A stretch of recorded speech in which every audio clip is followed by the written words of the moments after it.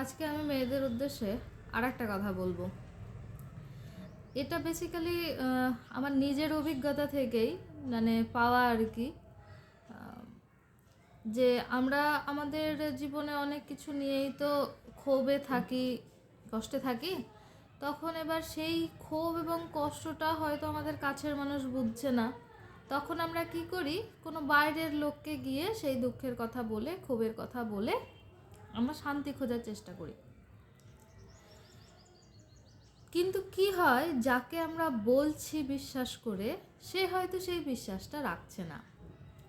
তার তো রাখার দায় নেই, কারণ সে তো তার নিজের কথা বলতে যাবে না কাউকে, সে অন্য একজনের কথা আর একজনকে ট্রান্সফার করছে, যেটা আমাদের মানুষের স্বভাব আর কি, পিএনপিসি করা, অর্থাৎ পরনিন্দা পরচর্চা করা। তো এখন আমরা যে ভুলটা করি আর কি, যে আমরা সাময়িক একটা ক্ষোভের কারণে, কষ্টের কারণে আমরা আমাদের বাড়ির কথা, আমাদের সংসারের কথা আমরা হয়তো বাইরের কাউকে বললাম। এরপরে সেই সমস্যাটা হয়তো আবার মিটে গেল, আমাদের খুব ছোট ছোট সমস্যা, এই বাড়িতে কাজের লোক আসেনি, নিজে কাজ করতে পারছি না, এরকম টাইপের ছোট ছোট সমস্যা। এতে কি হবে, যখন আমরা বলছি তখন তো বলে দিলাম, কিন্তু যখন আমার সংসারে সেই জিনিসটা সমাধান হয়ে গেল, আবার সব মিটে গেল, আবার সব ঠিক হয়ে গেল, তখন সেই ঠিক হওয়ার কথাটা তো গিয়ে সেই ব্যক্তিটি আর জানতে পারছে না, যাকে আমরা বলেছি যে কষ্টের কথা, সেই দিন কষ্ট হয়েছিল। তখন কি হয়, যে বাইরের লোকের কাছে আমার নিজের যেমন সম্মানটা নষ্ট হয়, তেমনি আমার পরিবার এবং আমার সংসারের সম্মানটিও নষ্ট হয়, এবং আমার প্রিয়জনের সম্মানটিও নষ্ট হয়।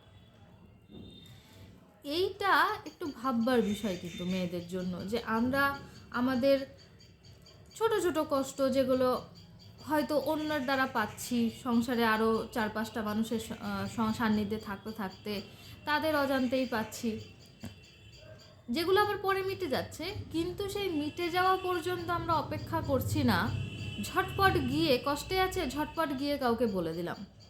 এইরকমটা করে কিন্তু অনেক সময় আমরা নিজেদের সম্মানটাই নষ্ট করি এবং নিজেদের পরিবারের সম্মানটাই নষ্ট করি। এরকমটা আমিও হয়তো করেছি।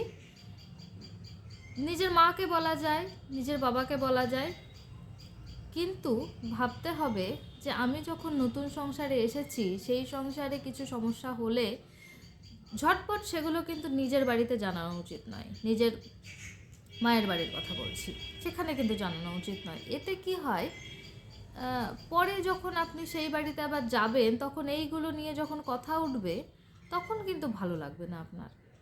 এবং কেউ যদি তখন সেই বাড়ি থেকে যদি কেউ কোনো কথা বলে, তখন কিন্তু আর ভালো লাগবে না, কারণ আসলে তো আপনি একটা সংসার নিজের হাতে গড়ছেন, সেই গড়ার কাজে কিন্তু অনেক রকমের ভুল ত্রুটি হতেই পারে, হবেও সেটা, কিন্তু তারপরে সেটা নিজেকেই কাটিয়ে উঠতে হবে।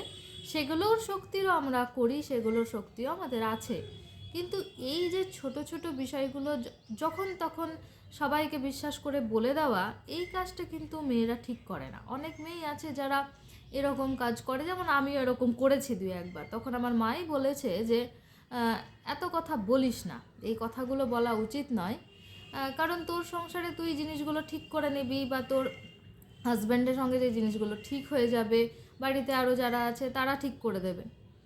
কিন্তু সব কথা তুই যদি বলিস, তাহলে যে শুনছে সে কিন্তু ভাবছে যে ওদের সংসারটা এইরকমই তার মানুষজন, ফলে তোর সম্মানটা নষ্ট হচ্ছে এবং তোর বাড়ির সম্মানও নষ্ট হচ্ছে। এরকমটা যখন শুনলাম তখন অতটা বুঝতে পারিনি, কিন্তু তারপরে হঠাৎ করে আজকে সকালে এই কথাগুলো আমার মনের মধ্যে যখন আবার চলতে শুরু করেছে, তখন মনে হলো যে না, এই জিনিসটা আমরা ঠিক করি না। তখন নিজেকে ঠিক করলাম যে না, এরকমভাবে আর করা যাবে না। যা মনে হবে, যা ক্ষোভ আছে, সেগুলো হয় খাতায় লিখে রাখবো, ডায়েরি লিখবো, জার্নালিং করব, কিন্তু সবাইকে বিশ্বাস করে বাইরে বন্ধু বান্ধব, থার্ড পারসন কাউকে এরকম বলাটা থেকে বিরত থাকতে হবে। এবং আমার মনে হলো যে এই বিষয়টা আমার জানানো উচিত সবাইকেই, যে এই যে ছোট ছোট বিষয়গুলো যেগুলো অল্পেই মিটে যায়, সেগুলো নিয়ে বাইরে আলোচনা না করাই উচিত, এবং তাতে নিজের সম্মানটাও থাকে, নিজের পরিবারের সম্মানটাও বজায় থাকে। আশা করি এই বিষয়টা অনেককেই ভাবাবে এবং আপনাদের মতামত আমাকে জানাবেন যে আপনারা কি একমত না অন্য কোনো মতে যদি থাকে তাহলে সেটাও আপনারা জানাতে পারেন। তবে আমার মনে হলো এইটা একটা আলোচনার বিষয় বা এটা একটা বলবার বিষয় যেটা বলা উচিত।